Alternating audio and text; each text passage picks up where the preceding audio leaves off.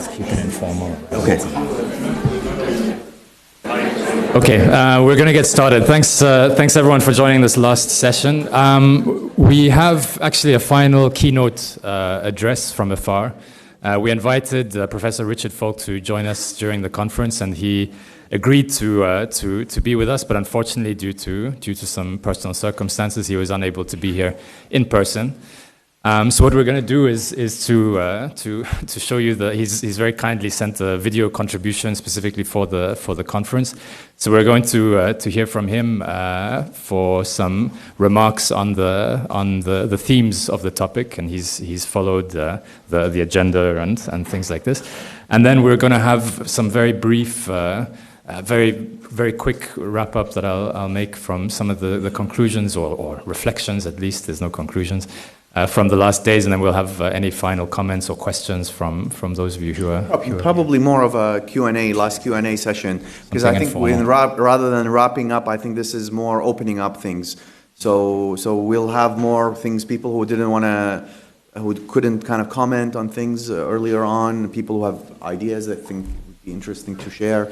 And, you know, that's I guess this is the best way to end, with more questions, you know.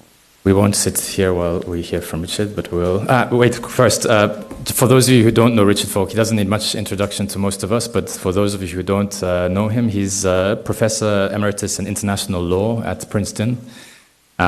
He has an illustrious career in international law. He's authored over 20 books on a variety of issues relating to human rights and international law. Recently, in 2008, actually, he was the UN Special Rapporteur on the situation of human rights in the Palestinian territories. He's a very outspoken critic of the occupation and someone who's well known to AUB and to the region. So it's a great honor for us to have a contribution from him.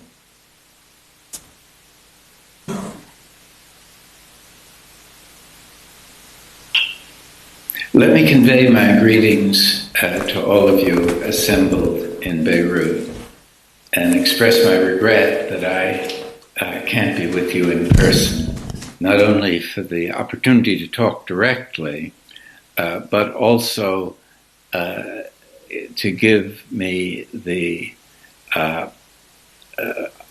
experience of listening to the panels and participating in the conference as a whole. I'm sure it will be a valuable experience for all of you, and it comes at an extremely timely moment. I also want at the outset to express my admiration for Médecins Sans Frontières, for all the brave and inspirational work that it has done for so many years. It has provided a humane edge to the experience of catastrophic warfare, and has exhibited the commitment of brave and dedicated individuals that accept the dangers and have operated with great efficiency and effectiveness in a variety of situations that has given rise to worldwide admiration. And so it is particularly shocking that hospitals in which MSF has been heavily involved have been the object of recent attacks. The conference is particularly timely in view of the recent Pentagon release of its 3,000-page report on the attack last October of the Kunduz Trauma Center Hospital that produced 42 deaths and dozens of injuries. And in retrospect is a rather shocking departure from the rules of international humanitarian law that prohibit medical facilities from ever being targeted. What is disturbing, I think, about the Pentagon report is that on the one side, it operates within the framework of law and morality and investigates in detail what went wrong and found that many things did go wrong, although it refrains from finding that the military authorities ignored repeated communications from MSF authorities that were in the hospital about the ongoing attack. The attack continued for quite a long time after these notifications occurred. Also, there's the disturbing claim on the part of Afghan authorities that the hospital was properly targeted because Taliban fighters were shooting from inside the hospital, a fact that is challenged unconditionally by MSF responsible personnel. So I think that there are two disturbing elements in the Pentagon treatment of the Kunduz affair. The first is this failure to look at the most serious allegations of deliberateness associated with the attack. And secondly, the extremely light punishments that were decreed in a very trivializing way that basically were hardly even slaps on the wrist for most of the 16 implicated military personnel. And so what is so striking is that you have the stark tragedy of the harm that was done by this attack and the very low level of responsibility imposed for its conduct. And a further element here is the comparison with the horrifying attack by the either the Russia or the Damascus regime in Syria on the hospital in Aleppo just 10 days or so ago. Here you had a much clearer, immediate expression of international outrage and a presumption, probably accurate, that this attack in Aleppo was deliberate and of a criminal character. You had the UN Secretary General immediately and appropriately calling for accountability for these crimes. And the American Secretary of State, John Kerry, made a very moralistic condemnation, calling this a serious and unacceptable atrocity. None of that reaction was evident in relation to what happened at Kunduz. And so you have a kind of selectivity in the way in which international humanitarian law is applied under current world conditions. And this selectivity reflects political alignments, the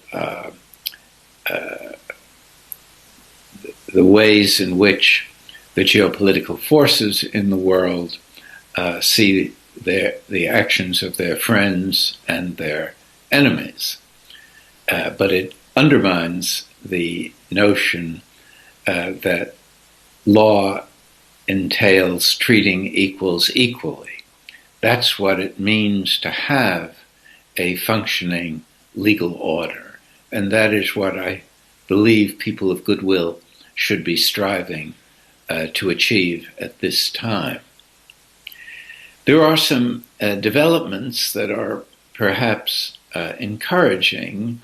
The UN Security Council has passed a resolution condemning this kind of behavior in warfare and trying to what they call shine a light upon atrocities of this sort. Whether this mobilizes the kind of political will that is needed on the part of governments to maintain the kind of constraints that are embodied in international humanitarian law remains to be seen.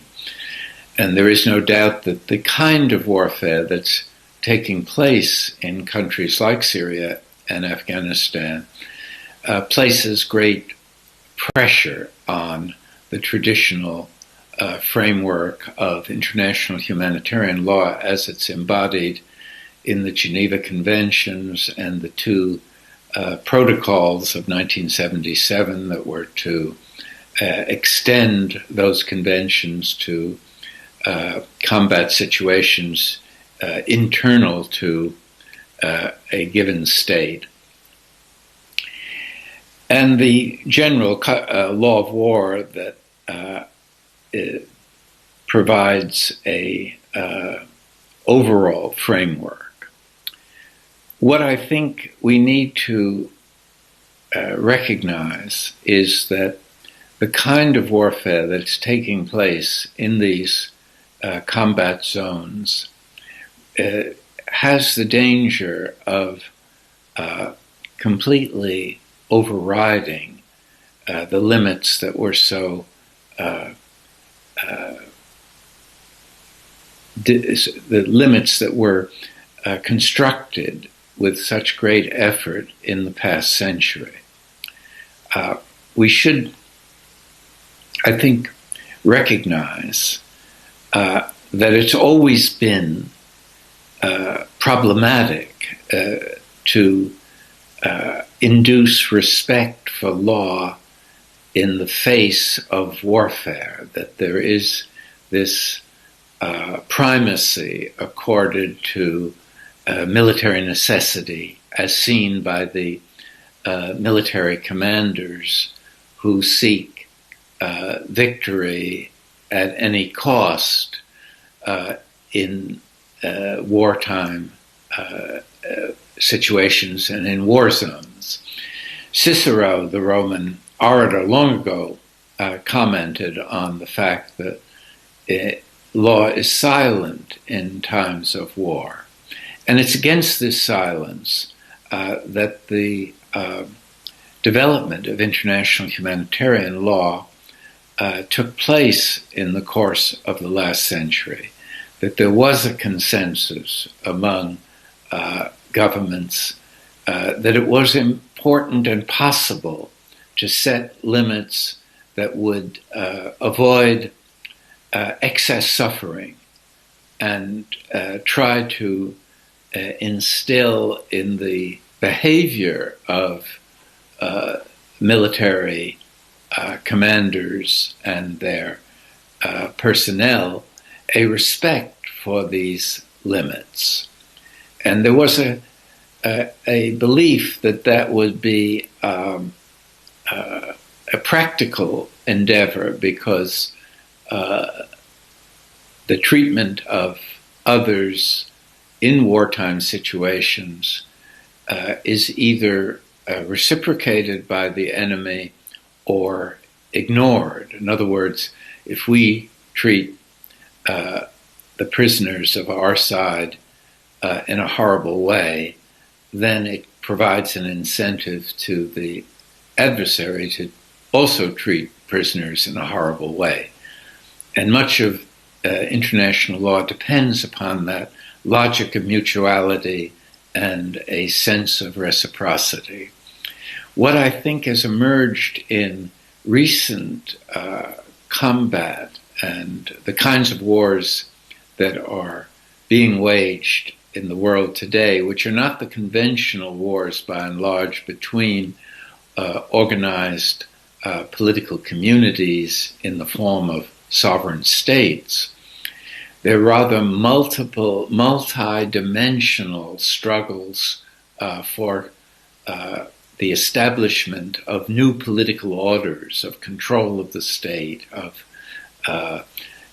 creating states within states, kind of minority struggles associated with the Kurdish movements in Syria, Iraq, and Turkey.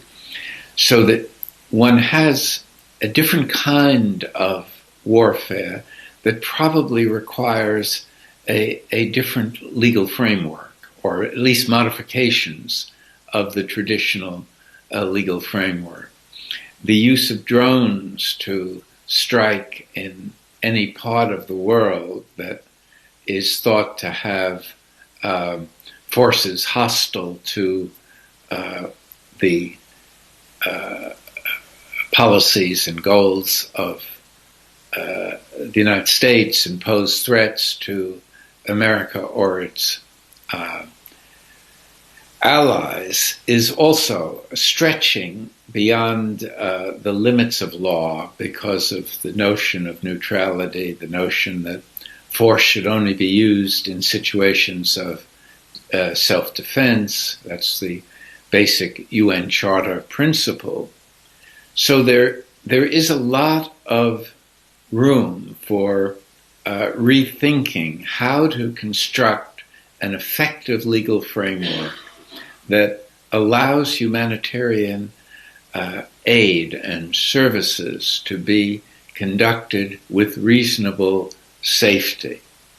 And it's in our interest, but not only to continue to help mitigate the suffering of war, but also to maintain a sense that despite the horrors of war, there is a commitment to certain sense of humanity that is uncomfortable, to say the least, with allowing people to suffer independent of the military operations that are embedded in the war itself.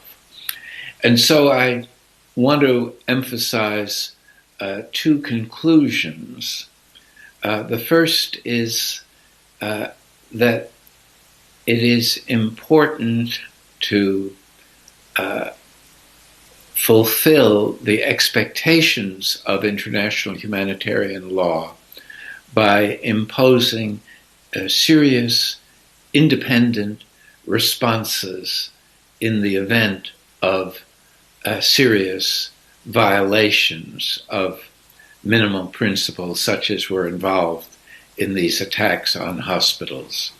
These are not trivial events, and they should not be treated trivially.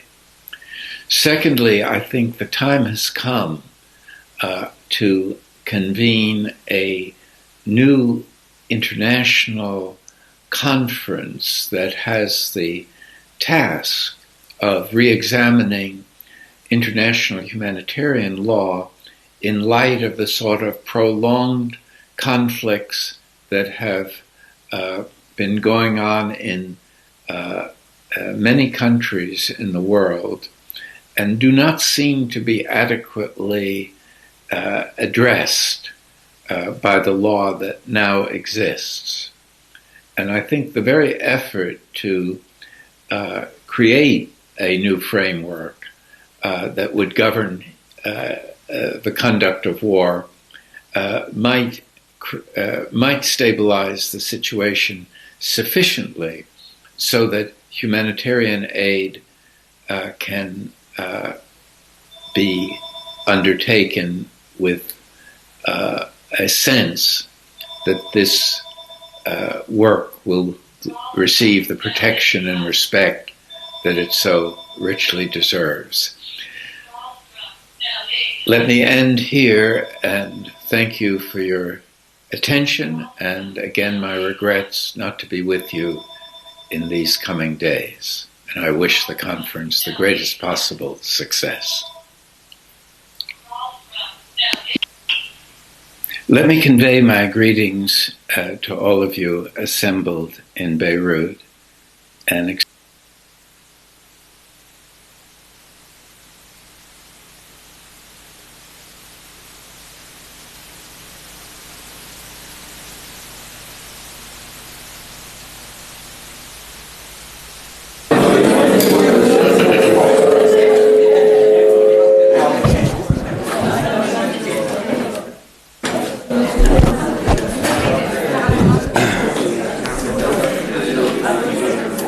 just go straight into Go ahead.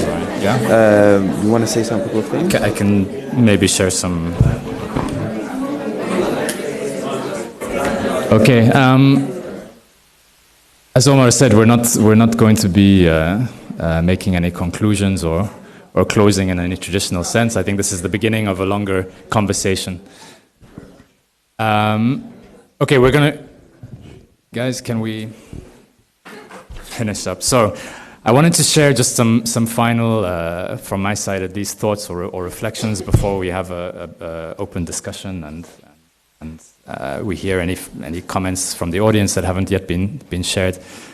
I think what's been striking for me from the conversations that we've had yesterday and today have been in a way the thread that can be drawn through the different panels. On the one hand, we started off with our discussions on a humanitarianism in crisis and decline.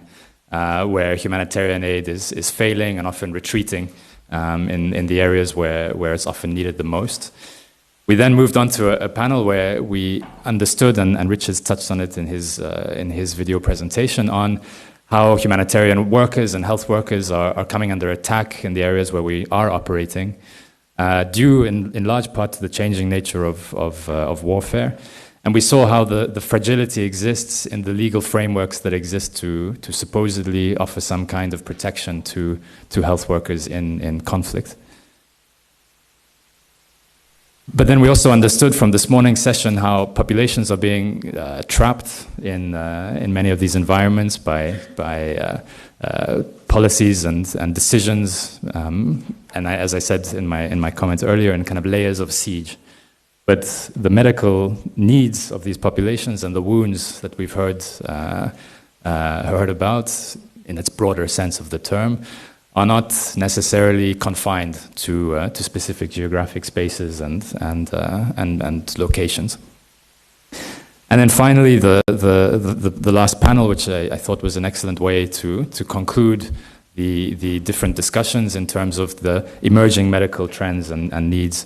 Both politically and medically, or rather what the political representation of these wounds means.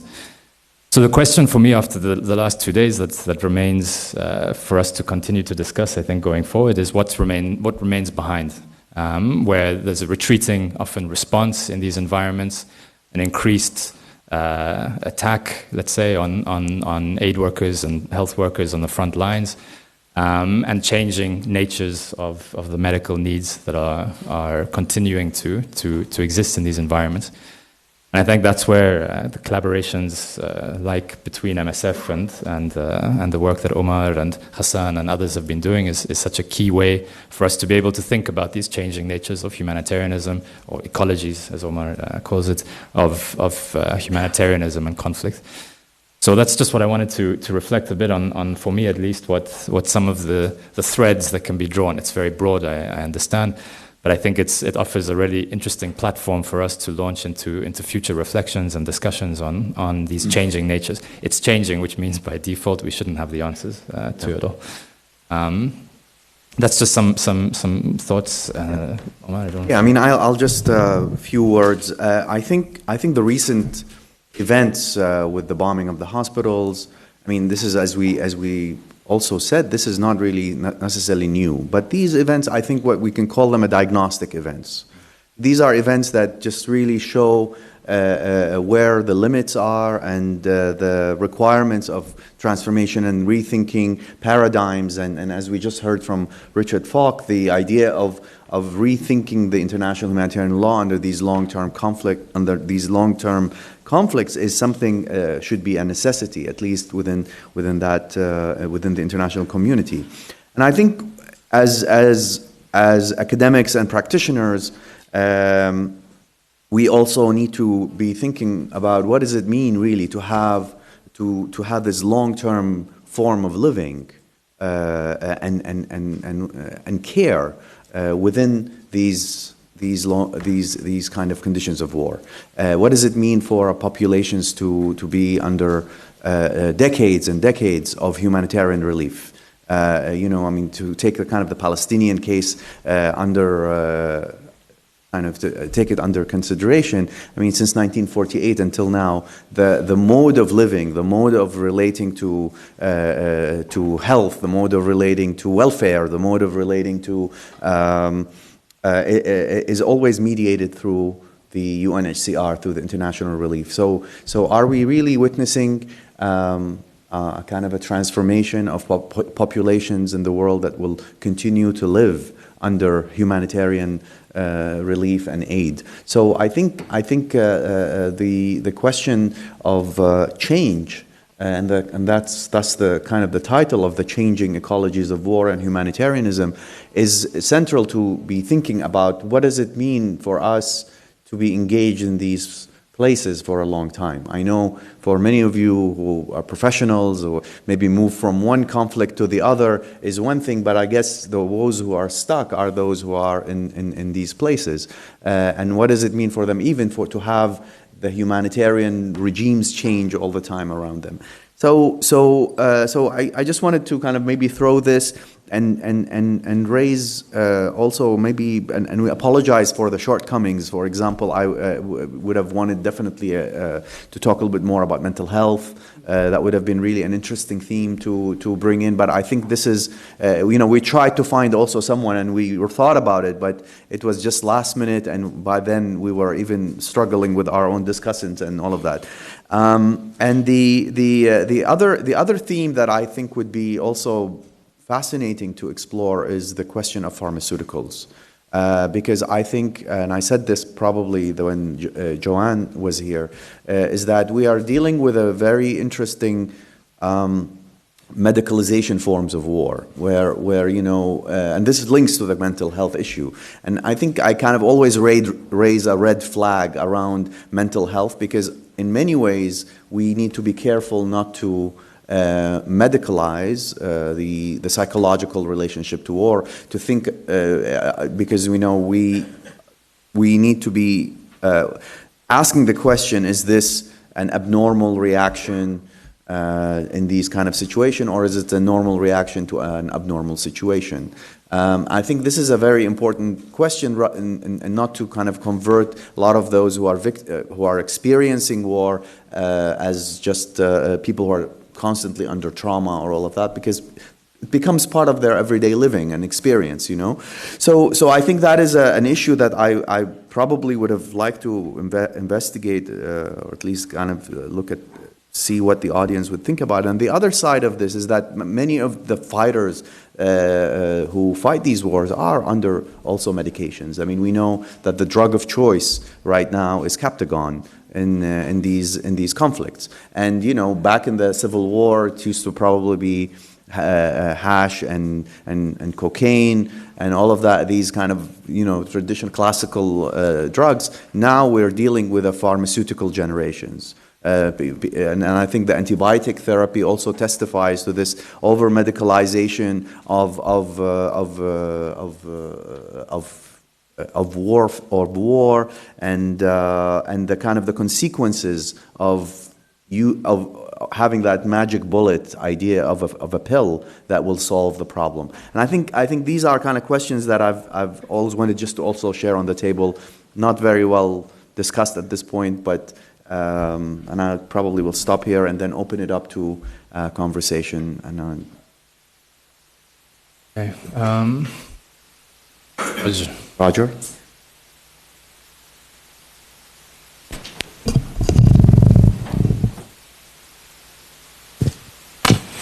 So let me congratulate AUB and MSF for really a very interesting conference. And I think it was great and exciting to hear about the launch of the new initiative here at AUB. And I guess I want to kind of, as someone who's part of neither organization, come as an outsider, maybe put forward a suggestion or an idea that I think has really come out of all of the presentations, and that is, so we've heard a lot about whether, how new it is a question, but the type of warfare, the impacts of the kind of warfare that we're seeing, particularly in this region, affecting the non-state actors who are involved, as well as governments, as well as the most powerful, the great powers of the world, who tend, as they do, to intervene in various conflicts, to, you might say, attack health in its most generalized aspect, not simply the hospitals and medical workers and ambulances, but the core components of a modern infrastructure that sustain health with huge impacts, on economic life, on refugee. So this is a big issue. And I guess the suggestion would be, or the idea that I think I would pose, especially to my friends, my new friends here from MSF, would be, I think MSF is clearly a service organization, and that is the core mission of MSF, and it's to provide services impartially in the most difficult situations. But maybe the question that Kunduz raises is, to what extent should research and advocacy, which are not typically part of the humanitarian mandate, be considered more important to protect the core mission, as part of that core mission of service providing? And I would add one other element, which is the element of law.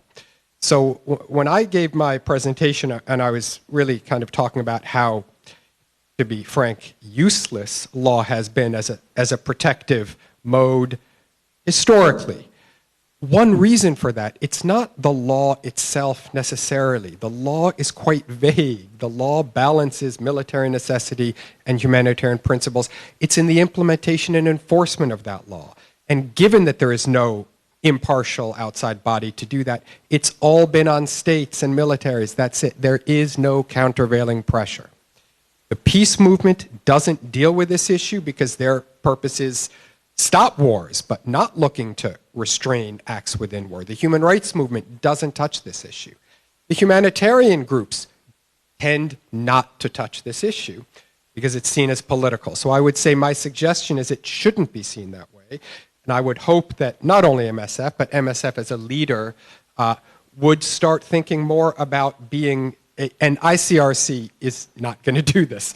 So, it is their mandate to promote the humanitarian law, but again, it's seen as political for them.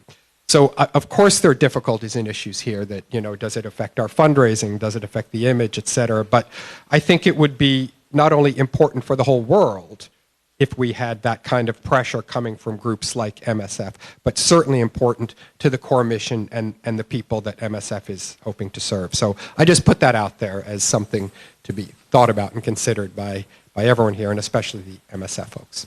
Thanks, Roger.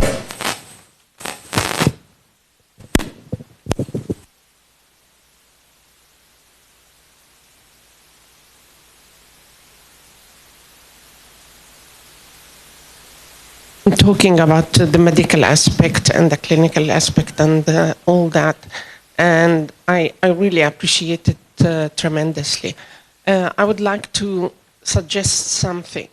because looking at the communities and the suffering of the communities, maybe there has to be more emphasis on stress management as for the groups and not for the individuals.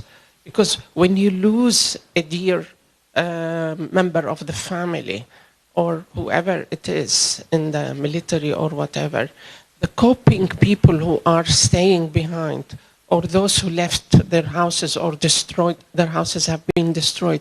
There is a whole range of dealing with that. And I don't think that individuals on their own or the community as a whole is able to cope with it if proper preparation for such an issue is not prepared for. Thank you. Links the mental health.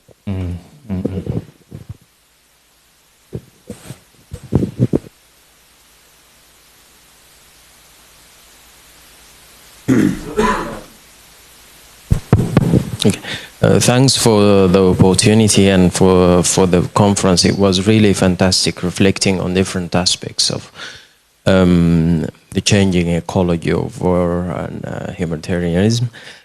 One thing actually, and maybe it's more related to what we do in Egypt, is, and I hope it's not forgotten, also in the middle of the massive health needs of people in move, is the aspects of torture, ill treatments, and sexual violence as a source of ill treatment, torture, or a separate issue in the whole thing, because actually most of the patients that we see now are coming with these aspects, but they are coming with it from their home countries, and then we are just actually treating the consequences. So either sometimes they come too late, or they come not too late, but at least they come with all the consequences of this. So I think it's something that we really need to look at deeply. Yeah, excellent. Rome next to you. Yeah, thank you very much for the conference. And I'd just like to echo what was said about the need for legal kind of frames and thinking and moving forward, because in fact what leads to this is what we're calling around migration, the third column, the third pillar. If we don't have the kind of actors like we had in HIV with Section 21 that can actually look at the individual rights, that can actually push that forward, people are driven underground. And when we talk about the lack of application of law, it goes way beyond the conflict zones, and we see it with the EU-Turkey deal today, where actually there's an abdication of that kind of responsibility outside of Europe and pushing it towards Turkey. So there's a real need, I think, to reinforce and rethink how we can be supported as a humanitarian from the inside or from the outside, in terms of having a much stronger legal challenge of states which are actually have the framework to actually apply the laws, but refuse to do so, refuse to recognize then on the health side, which goes back to the mental side, that, you know, I agree with you, we shouldn't label people as traumatized, but we don't even recognize in Europe that someone who's a male, fit and healthy and not pregnant arriving in Greece is vulnerable. Now that vulnerability is taken away from them despite the whole loss that they've endured, because they have no physical kind of sign, and people stay away from the mental side of things. You know, we really need to be careful, as we've like kind of sliced good migrants, being a refugee by migrants because you're coming from somewhere which is less clear. Now you're having vulnerables, good, non-vulnerable, bad. And, you know, all these issues are actually things that we really need to look at carefully. Exactly. I think these classifications are very interesting. Kind of how we've become used to classify things in these different modules and models of mental health. I'm not saying that people are not necessarily traumatized, but I think the systems that with classification and these DSM-5 now, I guess we're now 4 or 5. That I think there needs to also be a revisiting of these things, because we also, even the diagnosis of PTSD. I mean, what do you do when you have the conflict is ongoing? I mean, the whole definition of a PTSD is a post-traumatic stress disorder. So I think it's it's about time even to rethink these epistemologies and classifications at the mental health level and psychiatry, psychology, because at least from our receiving part, we get this stuff all the time. I mean, we get so many people come in here and they classify everyone as traumatized. But you go back and it's like the people are living their everyday life and dealing with this. Yes, probably they're affected by war, they're wounded by war. But to what extent I want to really attach a medical classification to them and deal with them in a medical kind of way, that would be always a question. I mean, to what extent this needs to be a social entity of dealing with this stuff. So, yeah, I mean, I'm just asking more questions rather than answering. Yes, please do. Point, I think without the legal frame, it's very easy to put people into herds, herd them as opposed to treat them as individual. And that's what we're seeing as well with this classification, is that you lose the individuality of each case and you group people into herds, which are then given some form of unrecognizable non-access to rights or access to very strange rights.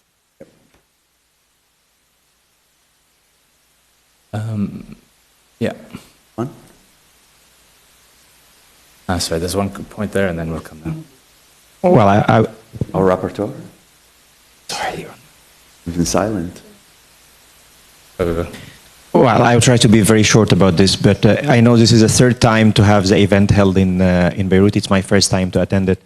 I remember still in 2010, where we were starting our mission in Egypt, there was a lot of questions about like shall MSF work in the Middle East or focus more in Africa? Knowing that usually Middle East missions are a bit of more expensive and costly missions than other places. But unfortunately right now, like we have 5 years of Syrian fight, many years of Iraqi fight, and I'm thinking if we can have, we dedicate one day every year to talk about all the things happening in one country, not just to react when there's something hilarious going on in one country, but just to fix a certain day, like on the 17th or 15th of March, it will be Syria Day. We will talk about everything going in Syria, knowing that within the region, sometimes MSF is one of the very, very few actors who stay on the ground and not moving their office somewhere else. So it's just an idea. Thanks.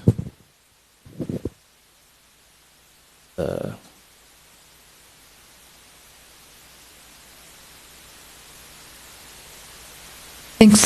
I had a question building off of what Roger said and more based on yesterday's conversation than today, which is I feel like there's an ongoing tension that hasn't been addressed about the difference between humanitarian work and political work.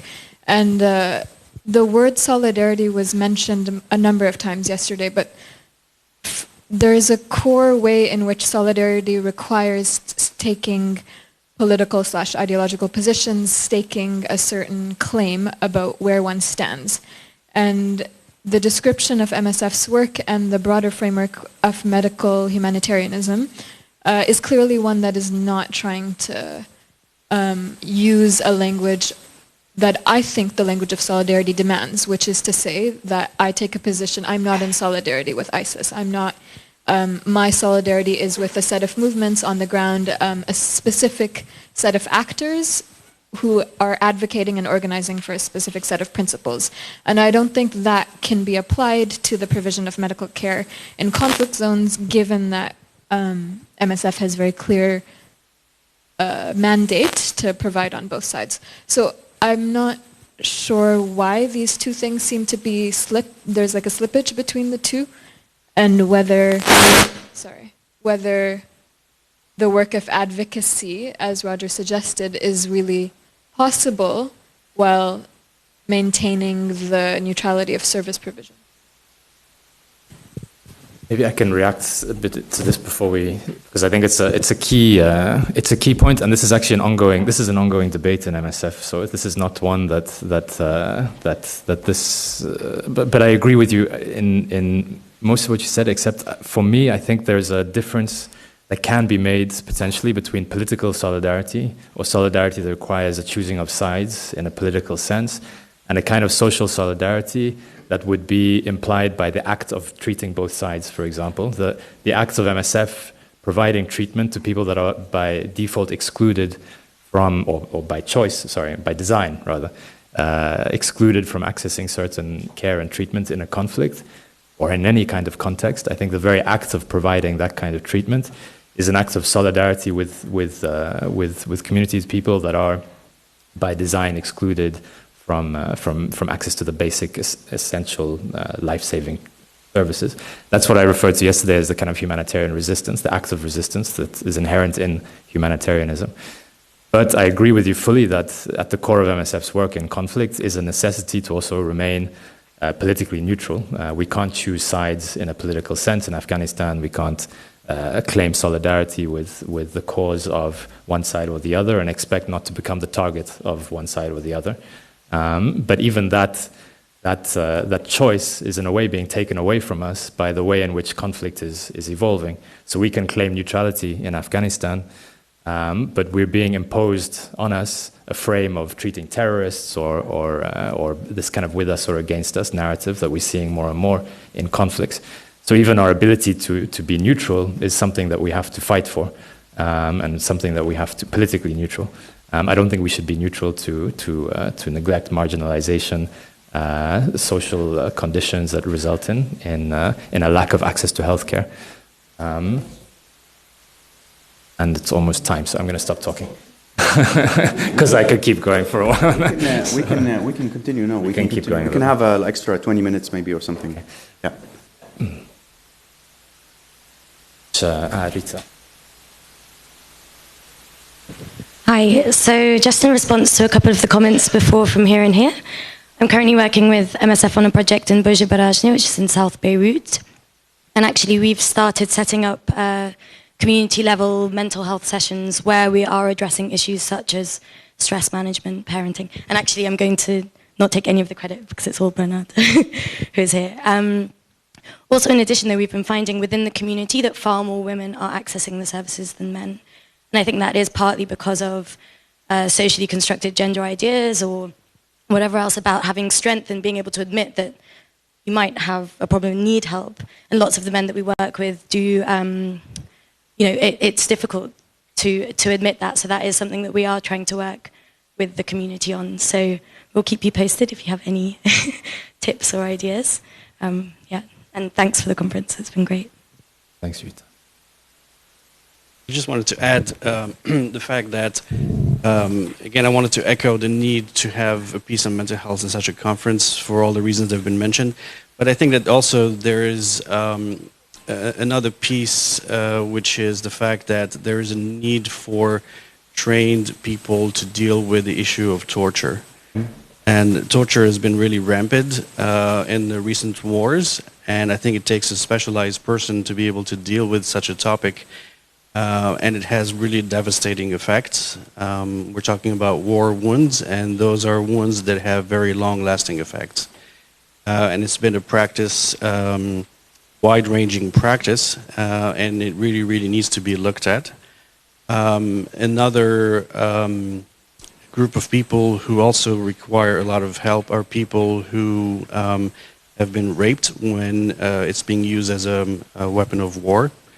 And also not forgetting the mental health of the people who are working in the different missions. So not just the wounded, but also the staff who are working with people in critical situations.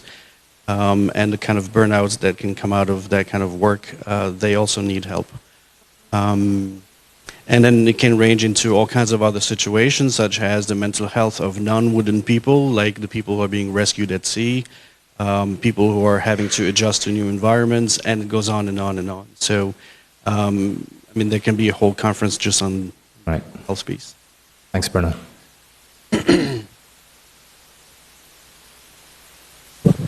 Maybe just while another question is coming up, to react to Roger, your point on advocacy as a core, because that's something that you also raised, Jerome. I think I fully agree on this. I don't want to expand too much, but what struck me as well in the last 2 days of discussions was how imperfect the tools that we may have, there's very little else in our hands in terms of an ability to fight back on some of these issues. And I think you demonstrated that excellently in your presentation, Roger, in terms of and Françoise in her presentations.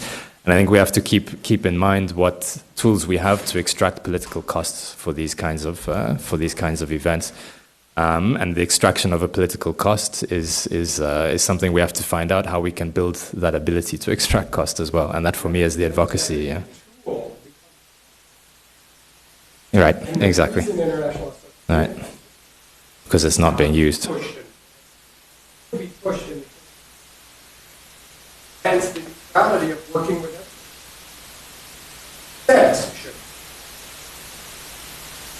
So in fact, a lot of room to prove the reach of law to make us realize it.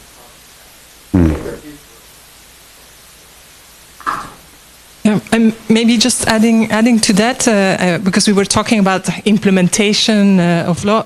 I mean, we've talked a lot about the EU-Turkey deal, right? But Turkey, the question is how far does MSF want to go? Because Turkey is under European Court of Human Rights, and in a way to attack the EU-Turkey deal would be to bring individual cases to the court and to get a potential conviction of Turkey for Article 3, degrading and inhuman treatment, but also the country that sent back the person to Turkey can be convicted. I mean, there has been a case, it's called MS case, in which Belgium was convicted and Greece. Belgium was convicted because they sent an Afghan back to Greece, and in Greece he was under inhuman and degrading treatment. So both were convicted, and that led to a change in policy. There was no longer any return of an asylum seeker from Belgium to Greece. So what I want to say is litigation can also lead to policy change. And the question is, how far does MSF want to go? I mean, is this something MSF should do or not? Or should we get into a coalition with a legal organization and let them do it or support? It's the question. Thanks, Lisbeth.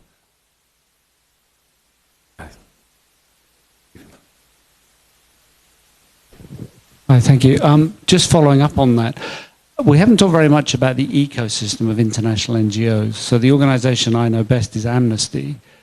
And the comment about torture, that comment about taking Turkey to the European Court of Human Rights, you're trespassing on core Amnesty territory here. So it's worth thinking about how MSF fits within that ecosystem and about the reality, for example, of partnership. Because that's partly where the mega brands have come from, the relief and development organizations. Each organization tries to replicate what every other organization does, because that's how you make the bigger market. But of course, you could work really well with Amnesty. They can bring the case, you can work with them, but if you start trying to do all those things, they'll feel the pressure to start trying to do other kinds of relief. They do have doctors who work with them on torture. And so now you've created two organizations which at some level compete for the same donor pool and to some degree on the same issues, and you fragment that message. So it is worth thinking about that bigger strategic picture and maybe making strategic partnerships. Yeah. Mm-hmm. Sure. Can I ask a question? As someone who is maybe based in the academic side, what does MSF want from how do you see that relationship evolving in the future? I'm sure MSF has worked with academic institutions before, but is that some, especially regional institutions here? This would be really very relevant for us in thinking about this program and thinking about kind of incorporating more research, creating evidence, as Roger was kind of saying. How does that echo in the? I would abuse the microphone, but Jerome is enthusiastically wanting to reply. Yeah. So I just want to react to that because it's a very good question. I think both that's raised from Amnesty and that's raised to your side. And we've done it before. We did it actually 15 years ago in South Africa, and this is where Jonathan is well placed, where actually we find a very strong triangulation between the activist, very political side of the treatment action campaign, the legal side of Section 21, and the very operational side of the medical side of MSF. And we created a partnership, not a partnership of utility for each one of the actors, but a partnership to actually deliver a common purpose, which was very clear. And once you have that, you have actually a partnership of equal, which is in normal language called a network, that works together well, which has clear defined roles and which has a clear vision on how that can move forward. So I do think, to answer your question, Liz, but we've done it before. The question is not whether we should do it, is how do we do it properly for a very different environment, a very different context, which is this context of war as opposed to fighting a disease like HIV. Yeah, and I think the network is really an interesting, at least even a metaphor for this, in a place where things are just shifting all the time. That's where you need to constantly shift your network in relationship to your needs and purpose. So, yeah, humanitarian networks. I fully agree with Jerome's point. Yazan. Hi, thank you very much. Just a quick question for you guys and anyone in the audience. So we heard a lot about, in this conference, from the point of view of humanitarian actors, medical actors, some thoughts about from legal actors and military actors. I was wondering, what role can the general public play here? Because we aren't hearing about that. They are important in this regard. Whether we're humanitarian actors, we can't function without the general public. I was wondering, for the audience and for you guys, what role can they play, whether in Lebanon, in the region, or beyond? Thank you very much. Yeah, and I would also, I know the students are here, I would also ask someone to maybe pose a question. Like, you guys as medical students attending this conference, if you have anything also to add or to ask, here it would be, I mean, yes, last night there was... Omar takes the role of putting people on the spot. Yeah. Medical students. No pressure. Stop or uncomfortable. Yeah. I asked the only question I had last night, but to add to what Yazan said, what can we as medical students, not just the general public, what can medical students do in order to help in everything we're discussing today? So I remember last time when the president came over, I asked a question to know how we can volunteer with MSF, for example, not just having MSF hire doctors in conflict zones. And so far we've been told that there are no volunteering opportunities because we as medical students are not yet well ready in order to participate in such activities for MSF. So probably the question is, how can we, not just as general public, but as medical students, participate? I mean, I think and nursing students. I think one of the reasons I also kind of try to involve the students is because there is not very many clear ideas of careers for the doctors. There's a little bit of a limited idea of what doctors can do. There's at least within our institution, doctors usually, they have their clinics, they're gonna get married, they make a lot of money, very nice cars, nice hairdos, whatever, all of that stuff. But there are other ways of being a doctor, I think, and that's something I've struggled with, being someone who left clinical practice into anthropology. But I think MSF has at least that kind of other model of working on the ground in a completely different kind of way, really following something one could be more passionate about, and dealing with medicine as a much more mobile, medicine without borders in many ways. So I think it's a thought to put also on the table, where it links to Yazan's question on the role of the public. Having a better visibility of MSF, and even for at least the medical doctors here, we have so many doctors in this region who are, probably working with MSF, but also more possibility of converting doctors into some kind of more humane, more grassroots kind of medicine, let's say. Yeah. There's a few MSF people that want to reply, so I just want to say that I think in response to Yazan and your point, I think one of the outcomes of these 2 days should be, and I don't know yet exactly what the would take, but I think we need to find ways to continue these discussions in different kinds of formats. So not necessarily organizing a conference where we come together for 2 days every however many years, but we need to find a way to engage more with the medical students here, to share experiences, to share thoughts, to brainstorm, to understand the challenges that we're facing with the general public. We had an event last night at Médecins, which was really great in terms of sharing thoughts and getting different perspectives on these challenges.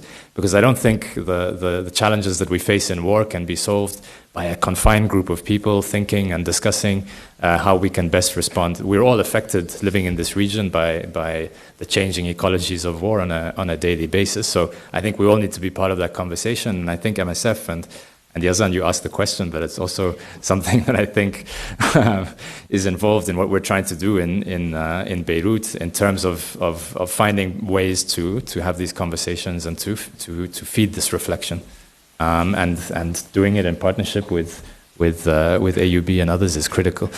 Avril, you wanted to say something? I'm Avril. I'm a communications director with MSF. So to answer your question, we hugely appreciate the work of academics who bring debate and reflection and insight into the work we do. With respect to what we ask the public to do, there's a lot of cynicism around even the effective altruism, like get your medical degree, make lots of money, and then donate so we can be financially independent. Okay. So that's not going to satisfy everyone, though we do appreciate every donation we receive. But there's also cynicism around clicktivism. I mean, you're not going to stop an aerial bombardment by having people click like on something we share on Facebook. But nor are we going to be able to stop aerial bombardments with a scalpel. Or a syringe. I mean, what we seek actually in this advocacy around the attacks against hospitals is to reach out to the community of concern, the like-minded people, the medical students, the medical professionals, the paramedicals, the associations, the journals that cover these topics. We are people who are in the medical healthcare wider service business to help save lives, alleviate suffering at all levels. And that's actually the network that we're trying to reach out to now. You'll see more and more MSF engagement with that on the issue of the protection of the medical services in conflict zones. A lot of work went into the UN Security Council resolution, but we know it's also not going to protect us. Laws don't protect us either, principles don't protect us, but what we hope is that we can create a political advocacy movement where we raise, if anything, the political cost of bombing hospitals, of attacking healthcares, of targeting ambulances, of killing healthcare workers and patients. So that is our ask, actually, for all of you that are, if you're in this room, you're already interested in the topic, that's great, but spread the word. When there's an attack, raise noise. It doesn't, for us, it's not that it's an MSF hospital or an MSF-supported hospital. Every hospital, every structure that is hit, that is targeted, that is destroyed and taken away from people is an outrage. And that's the noise that students can bring. That's the noise that medical people can offer. It's not going to be led by MSF. It should be led by everyone in their own respective corners of the world. Thanks. Thanks, O. And Françoise? Françoise.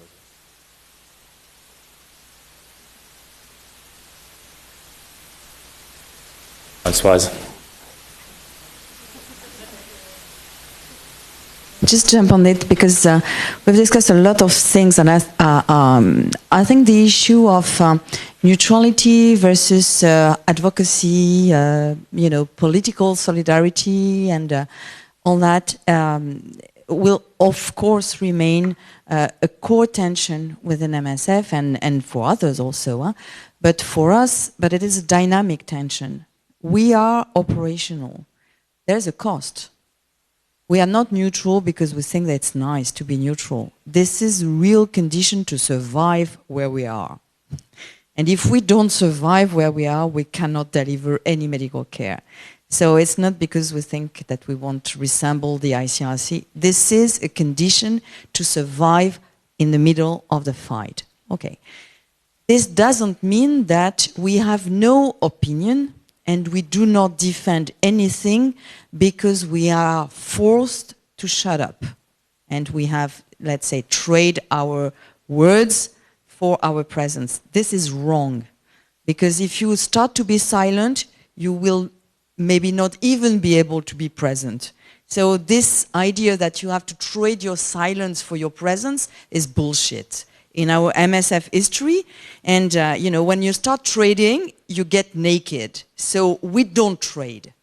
But we are professional and we know that this neutrality is not just, you know, a side of IHL thing that we could erase or take when we want to take a political position. Then on migrant, like on war, an attack on hospital, of course we are forced to take political position because taking political position is about being a human being. I mean, we are, otherwise we are just biological, you know, creature, I don't know.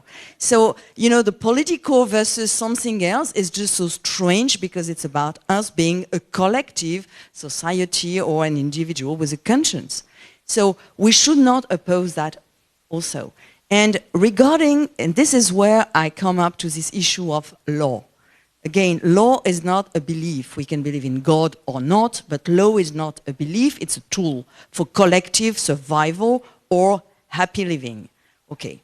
So when you say that, it's really that we must, I mean, it's not a choice. We must use law, of course, to frame our political position. Otherwise, we decide to take weapons or to do the revolution ourselves. But before taking a decision anyway, you need to think and to frame your strengths, your weakness, your wishes. What is the future? What is the present you want to create? And of course, law is a tool to frame your political position. And this is why, of course, MSF use the law, and IHL especially. Of course, we could use human rights law, and we do it, and refugee law, but not, I would say, in a kind of right-based or right defense organization, because we have another mandate. This is why we may, you know, for specific issue, we may make a coalition with Amnesty and others, and we do. But this is not the solution. You know, being all together, all the same, will not make us stronger. And one word that have not been said, and since we were speaking about, you know, what can medical people do, I think medical ethic is part of international humanitarian law. This is where we take our duty to treat everyone, whether we like them or not. I remember speaking with a military ethicist, because they have so. Because they have difficult decision to take, you know? And so they have their military ethicists. And they was, you know, so happy to find me and say, okay, how do you take your decision to treat someone that is going to kill someone else? And I say, oh, for us it's very easy, because this answer has been given by the law and by medical ethics. So this is not a problem for us. So we have many, many other dilemmas, many, but not this one. And today, I think we've been discussing, you know, the value of wound. I was really so impressed and so interested, because this is a daily dilemma inside MSF. How do we make our choice? Because obviously we have limited resources. Where are we relevant? And where we are relevant is not when we do what we want, but maybe what we do what the other don't do. We also have to complement this way. And I think medical ethics, this choice between individual, you know, the care of the person versus the collective benefit or the collective cost. And so it works in both sides, because when you don't care for people that have no money, at the end of the day, it is a global health catastrophe for the full society. So it's working both sides, and it's good. I think it's so important that doctors, apart from making money, and being usually, you know, people well established in the society, do care about this medical ethic and do bring all these dilemmas that makes what we are speaking about is not ideology, not law, not politics. It's real dilemmas about us being human beings. Existential.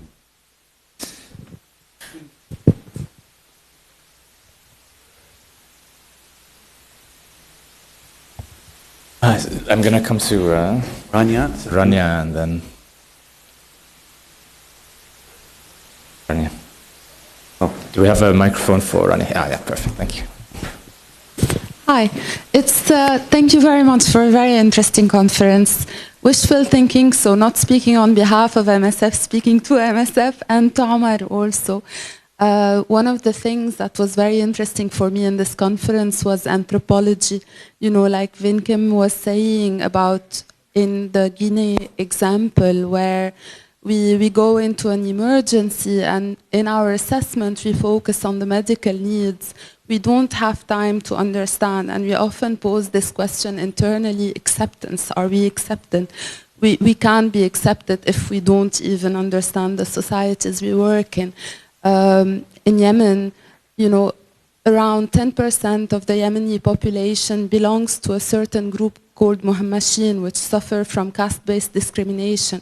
When the war started, they were pushed to the front lines and they had no access to the very basic humanitarian assistance that was given to other Yemeni because they were considered second-class citizens. This, if we don't know it, has a direct impact on our ability to access those most in need, which is part of our mission. So I hope that MSF can integrate a better mechanisms for us to maybe not become experts in anthropology, but to try to understand and analyze and have an institutional memory beyond the immediate intervention. Thanks, Rania. Frontières and then Rita. By Rita. It was previously mentioned that the current curriculums in medical schools don't really prepare medical students for what's coming, the consequences of the current wars. So we're not happy about this. And what can we do? What can we do to be prepared? And shouldn't MSF be helping us, maybe involving us more, maybe training us? I don't know, but in a couple of years, we're going to be dealing with what's happening today. So we said that we're not being prepared because the current curriculums are copied from the West that don't have the same context that we're going to be dealing with here. So, but we didn't say what to do about it. So, what can we do? Thank you. Yeah, that's for me. And then Rita.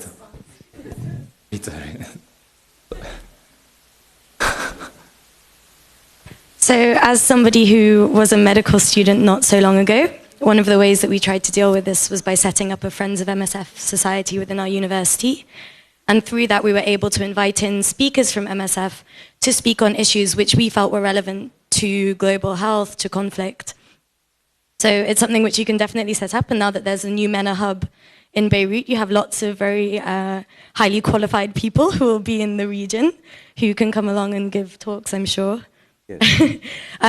Also on the point of how we can involve the public. So I have been invited to an event on Saturday in London, which obviously I can't attend, called March with Medics Under Fire. And this is a public march to denounce the fact that medics are being targeted within conflict.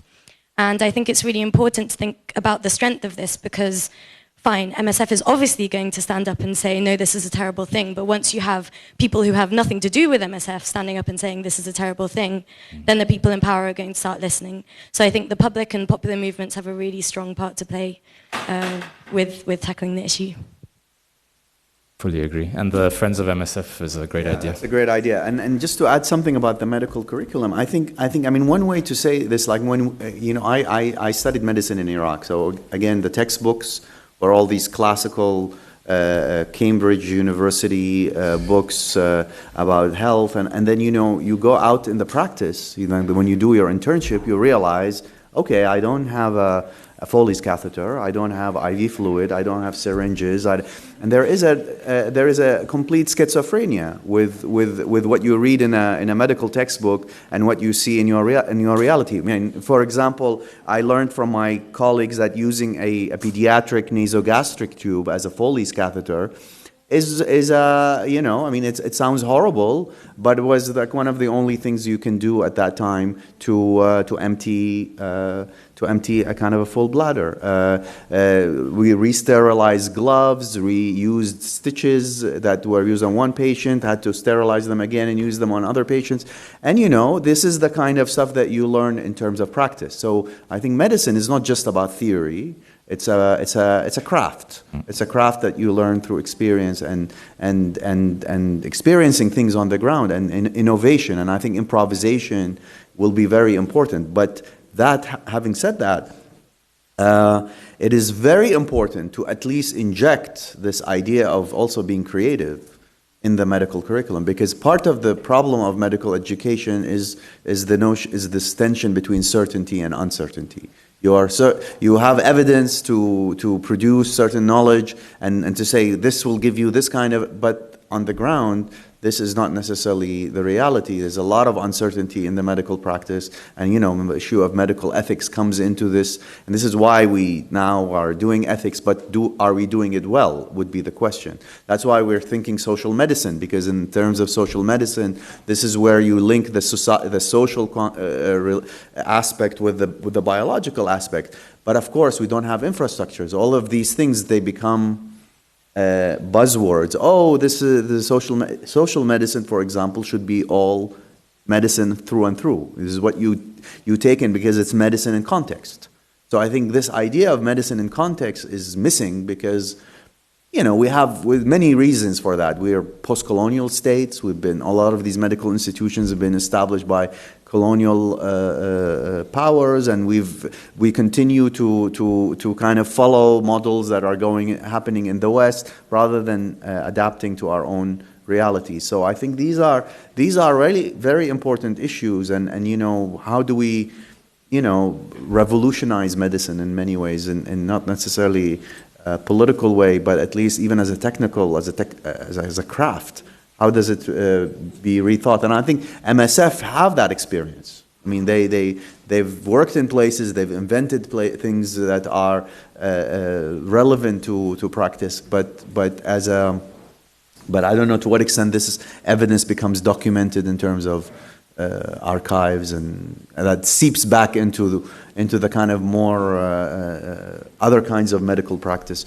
It is really interesting, and I think definitely the experience of MSF should inform a lot what could be taught in places, and also the experience of our mentors and colleagues at the university who've worked. Someone like Dr. Bizri, who had worked here during the Civil War. Someone like Ghassan Abu Sitta, who whenever there is a war, he gets on the plane and goes to Gaza or goes to Iraq. These people are where they are not only because they went to good schools, but because actually their empirical experience has been one of accumulation of context. They know things by understanding the context that they're living in, and I think that's for me is very important, but it's very difficult to change in our institutions because it's set in how many committees and you have to attend and propositions and change all of that. Yeah. Anyway.